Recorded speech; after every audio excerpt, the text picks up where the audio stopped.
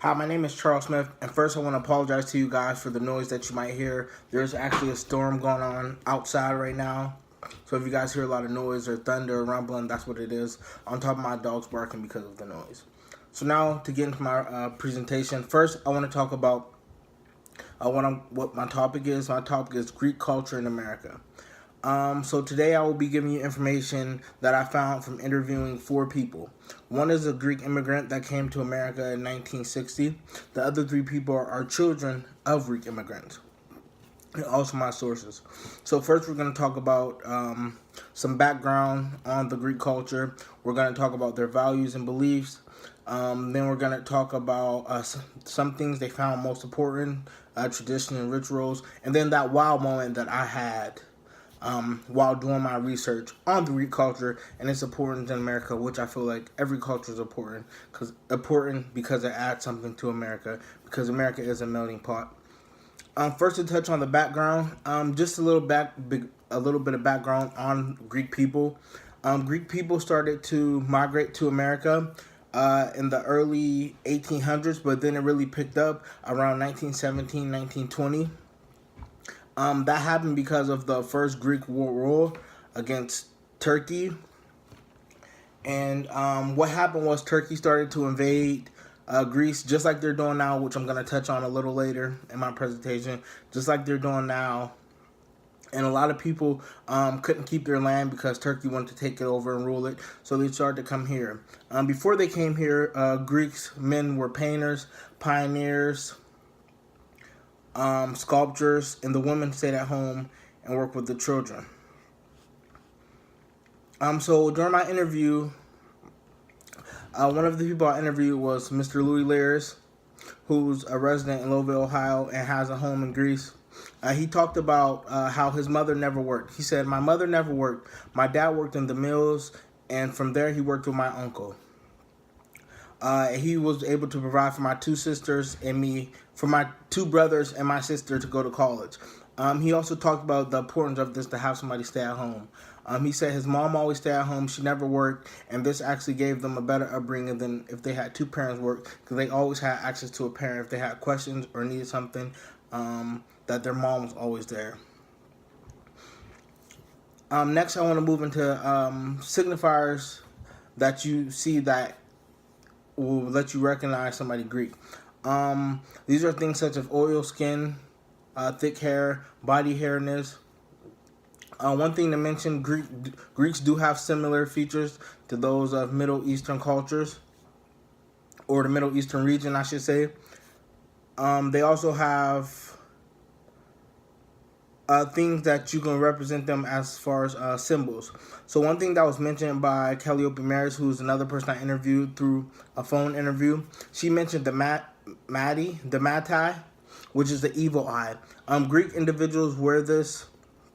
It's a threaded cross that goes around your wrist or your necklace. They also have it in their homes, in their cars, and it's supposed to ward off any evil spirits that might come about them or bring harm to them, that they said. When talking about the Greek community and Greek culture as a whole, Charlie Koulianis, who's another person I said, believed that the Greek culture is very tight-knit and values families, their food, and their willingness to help others. Helen Fitzpatrick, which is another person I interviewed by a personal interview, said that our traditions help keep our family close. There are always some type of happening in the church or the community. This is something that I do not see in other cultures that I wish I did. Helen Fitzpatrick, like I mentioned earlier, is a daughter of Greek immigrants who moved to the United States in the 50s.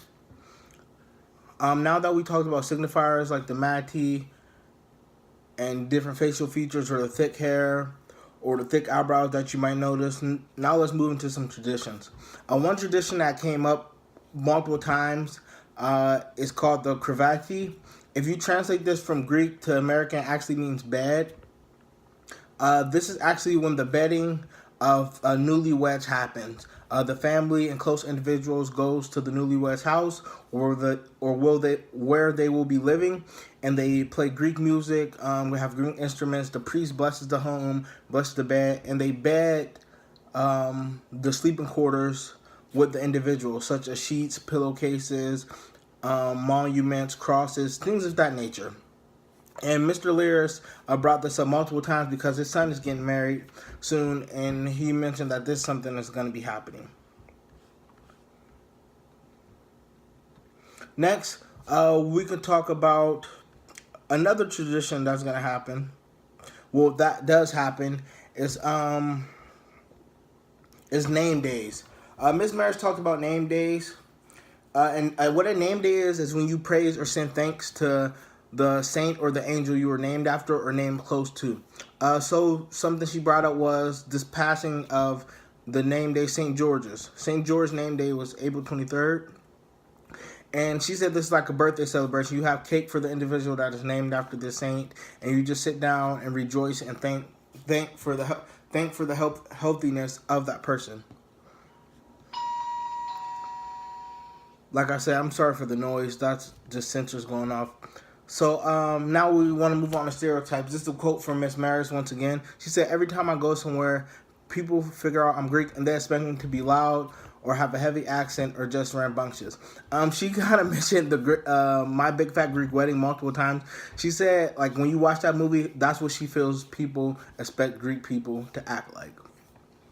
Other individuals that I interviewed reported that they feel people think that all Greek people are superstitious. They have no concept of time, and so forth. So now to move into my wow moment. Okay, a wow moment was for me was that the amount of years Greece was under Turkish ruling.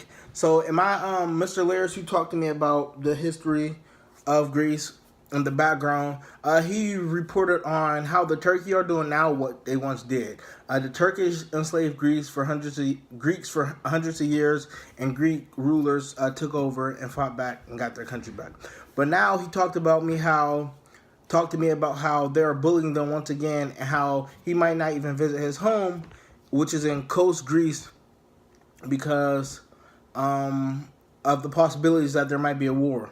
And this is a quote he gave me. He said, "They are bullying us. Turkey officials know Greece is too small and does not have the money or army to go to war.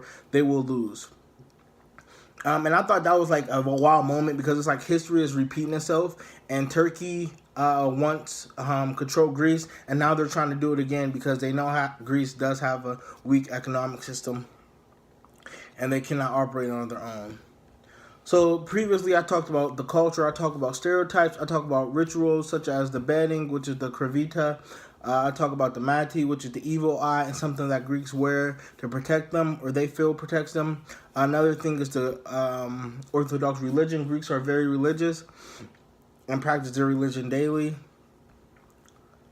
And now, like I mentioned, my references, the people I interviewed, thank you to, it was Charles Koulianis, Helen Fitzpatrick, Calliope Maris, and Louis Lears, who provided me with their time. And also my last reference, which was Early History of Greek Migration. And that was retrieved from GreekBoston.com, which focused on the culture, such as their work ethic and things of that nature. Thank you for your time, and I hope you enjoyed this interview. Have a good night.